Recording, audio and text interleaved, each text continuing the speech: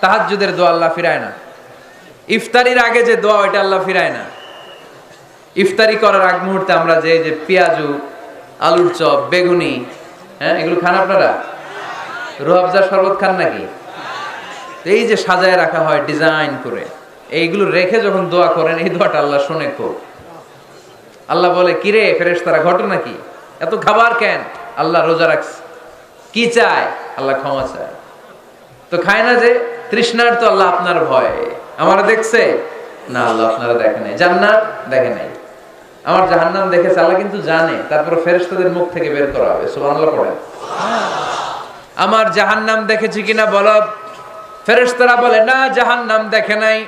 আমার জান্নাত দেখেছে কিনা বলো। জান্নাতও দেখে নাই, কিছুই দেখে নাই, আপনারেও দেখে নাই। আল্লাহ এবার খুশি হয়ে যাবে। আমার খুশির জন্য, আমার ভয়ে তৃষ্ণার্ত ক্ষুধার্ত সামনে খাবার হাত বাড়ালেই খেতে পারে, গ্লাসটা তুললেই পান করতে পারে, আমার ভয়ে খায় না। আমার ক্ষমা